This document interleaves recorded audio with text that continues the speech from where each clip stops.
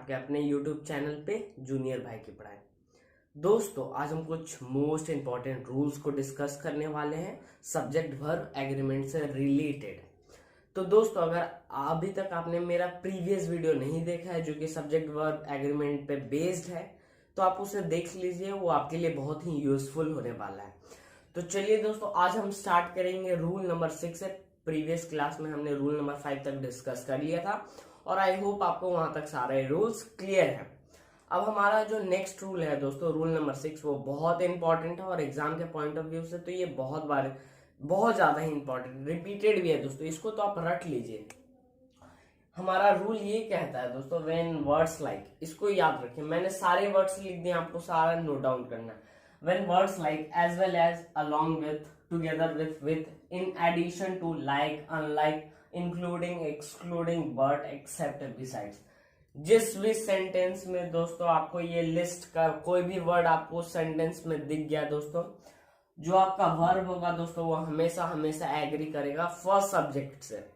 नहीं समझे? चलिए एक एग्जांपल के तौर पे आप समझिएगा, जैसे कि he as well as his children is honest, हमें एज वेल एज मिला जो कि हमारे लिस्ट में है रूल नंबर 6 के, बिल्कुल। अब हमारा क्या रूल कहता है कि your verb will be agree with the first subject. As well as से पहले सब्जेक्ट आने वाला कौन सा फर्स्ट सब्जेक्ट है, उसके पहले आने वाला ही है दोस्तों। तो जो आपका वर्ब होगा वो ही के रिस्पेक्ट में होगा। तो ही के रिस्पेक्ट में आप एम तो लिख नहीं सकते हैं, आर भी लिख नहीं सकते हैं, तो आप लिखिएगा क्या, सिंगुलर वर्ब, तो जो कि आपका इज है दोस्तों, समझे।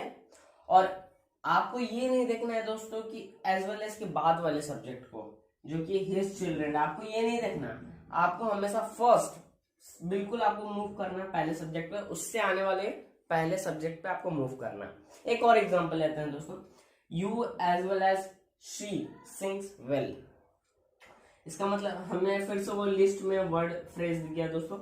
अब हम सबसे पहले सब्जेक्ट पे जाएंगे, तो सब्जेक्ट हमारा क्या बोलता है दोस्तों कि आपको फर्स्ट सब्जेक्ट पे जाना है। फर्स्ट हमारा यू है दोस्तों, तो यू हमेशा प्लूरल वर्ब को लेता है, तो इसीलिए हमारे यहाँ पे सिंग है। सेम केस तीसरा सेंटेंस देखते हैं दोस्तों, a taxi along with 5 passenger is traceless, उन्हें पता नहीं किया जा रहा कर पा रहा है। तो इसका मतलब ये है दोस्तों कि ये पहली बात तो आप देखिए, अलोंग विथ जो आपका ये फ्रेज है आपको यहाँ मिल गया, सेम रूल नंबर 6 के। तो आप फिर से सब्जेक्ट फर्स्ट सब्जेक्ट पे मूव करेंगे जो कि आपका है अ टैक्सी, और अ टैक्सी आपका सिंगुलर नाउन है। तो सिंगुलर नाउन होने के कारण इसका वर्ब कौन सा होगा दोस्तों, सिंगुलर वर्ब। तो सिंगुलर वर्ब आपका इज हुआ दोस्तों। आप 5 पैसेंजर के अकॉर्डिंग नहीं करिएगा, आपका फर्स्ट प्रायोरिटी फर्स्ट सब्जेक्ट के अकॉर्डिंग रिस्पेक्ट में आपको हमेशा सब वर्ब को देना है।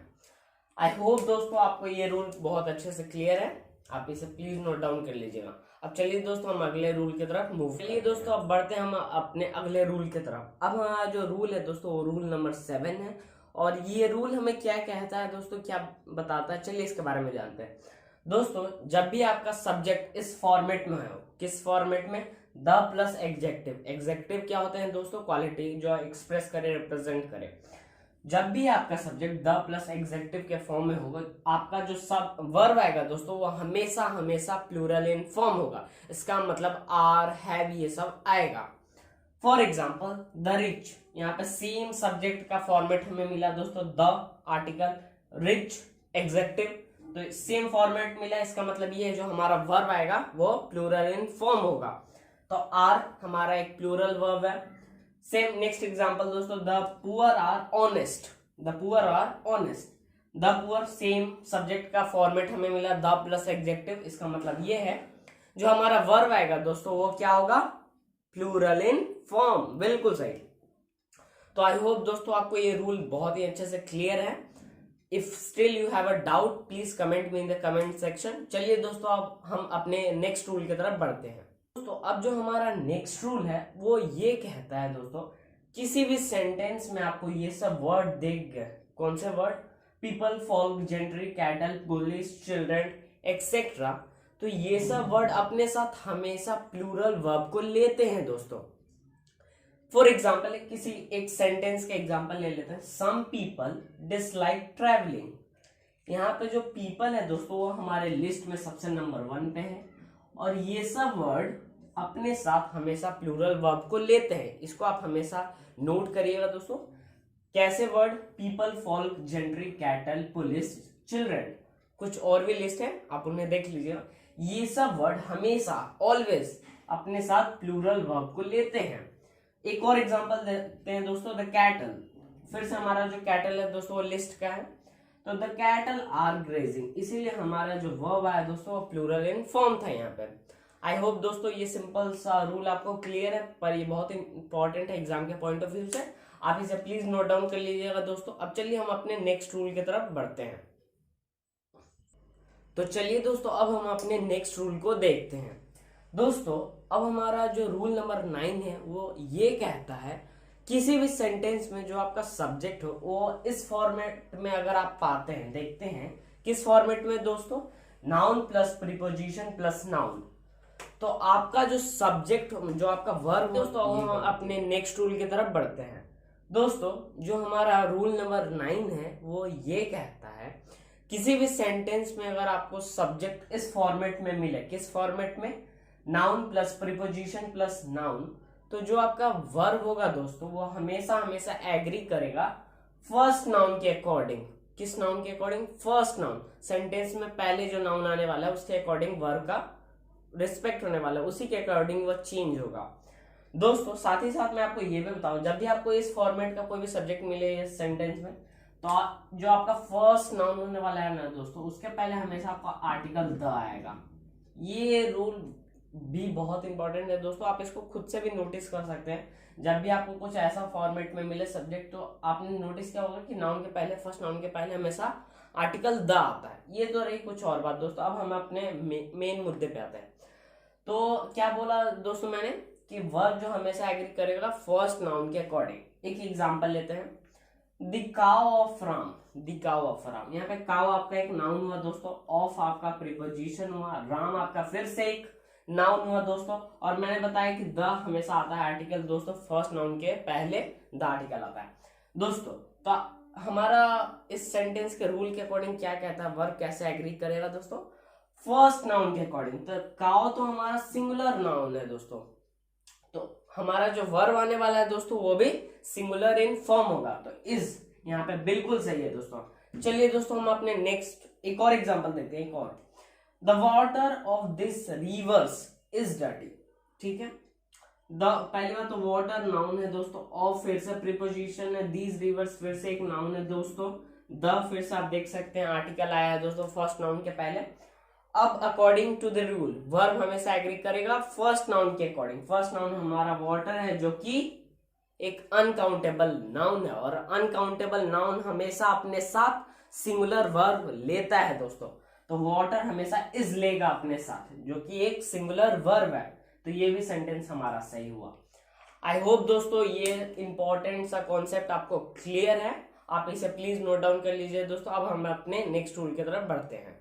चलिए दोस्तों अब हम अपने नेक्स्ट रूल के बारे में जानते हैं। दोस्तों ये जो रूल है वो प्रीवियस क्लास के होमवर्क पे बेस्ड है, और ये रूल दोस्तों बहुत इंटरेस्टिंग और इम्पोर्टेंट है। दोस्तों ये रूल ये कहता है, आपको किसी भी सेंटेंस में I wish, as if, as do, if, as though, if, ये सब फ्रेज आपको मिले किसी भी सेंटेंस में दोस्तों, तो आपका जो सब्जेक्ट है दोस्तों वो मैटर नहीं करता, चाहे वो सिंगुलर हो या चाहे प्लूरल हो। जो आपका वर्ब आएगा दोस्तों वह हमेशा ही हमेशा प्लूरल इन फॉर्म होगा, और मैक्सिमम टाइम ये ऑब्जर्व किया गया है दोस्तों, ये हमेशा अपने साथ वर्ब लेता है, जो कि एक पास्ट टेंस नहीं है, इमेजिनरी सेंटेंस है दोस्तों, ख्वाबी सेंटेंस है, जैसे इमेजिनरी सेंटेंस जिसको आप बोल सकते हैं। तो ये मैटर नहीं करता, जैसे मैंने बता दिया सब्जेक्ट सिंगुलर प्लूरल, हमेशा आपके साथ वर्ब आएगा, प्लूरल वर्ब आएगा। एग्जांपल लेते हैं दोस्तों। एग्जांपल क्या हो सकता है, I wish I were the king, मैं दुआ करता हूं कि आई वर द किंग। तो इसमें वर्ब जो है दोस्तों ये पास्ट सेंटेंस को इंडिकेट नहीं कर रहा है, ये आप गलती मत करिएगा दोस्तों। ये वर्ब एक बस इमेजिनरी कंडीशन को यहाँ पे शो कर रहा है बस। एक और एग्जांपल लेते हैं दोस्तों, तो शायद आपको क्लियर हो जाए। He commanded me as if he were my boss. उसने तो ऐसे मुझे कमांड किया जैसे कि वो मेरा बॉस ही हुआ है।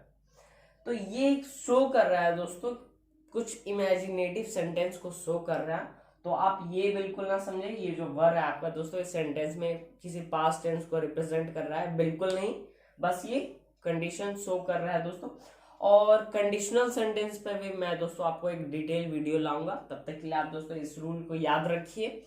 और आई होप दोस्तों आपको ये रूल क्लियर है। मैं फिर से समझा दूं, कभी भी I wish, as if, as though, if, ये सब फ्रेज आपको किसी सेंटेंस में देखने को मिला तो आपका हमेशा जो वर्ब आएगा प्लूरल इन फॉर्म होगा, सब्जेक्ट आपका कोई मैटर नहीं करेगा। और मैक्सिमम टाइम यही ऑब्जर्व किया गया है कि ये अपने साथ वर्ब लेता है। आपको यहाँ तक क्लियर है दोस्तों? I hope this session was informative for you. All the best. This session was helpful to you. Please like, subscribe and share it. Thanks for watching.